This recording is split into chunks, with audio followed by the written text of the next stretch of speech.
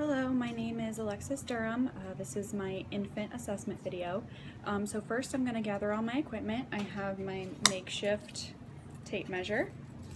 I have my stethoscope. I have my thermometer. I have either a watch or a clock with a second hand. My pen light.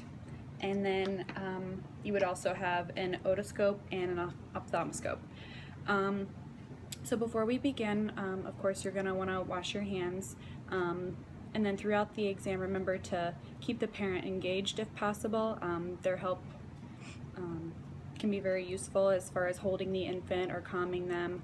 And then keep in mind that unlike the adult assessment, when you are doing a physical assessment on an infant, it's not necessarily head to toe. For example, if the infant is not crying, you're going to want to listen to the heart and lungs first so that you can get a clear idea of heart and lung sounds. And then always remember with any pediatric assessment, you're going to want to do the least invasive assessments last. So first things first, when an infant is first born, the very first assessment that is done for them is the APGAR. It's done at 1 and 5 minutes. There are 5 categories. The first one is activity. They get a 0 score for absent movement, a 1 for limited movement, and 2 for active movement.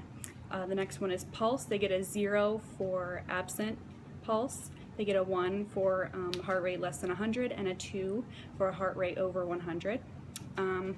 The next is grimace or irritability. They get a score of 0 if they're flaccid and a 2 for good active motion. Next you have appearance. They get a 0 if they are blue or pale and a 2 if they are completely pink. They would get a score of 1 if they had a little bit of circumoral cyanosis or something like that. And then the last one is respirations. They get a 0 if there's no respirations, a 1 for a weak cry, and 2 for a vigorous cry.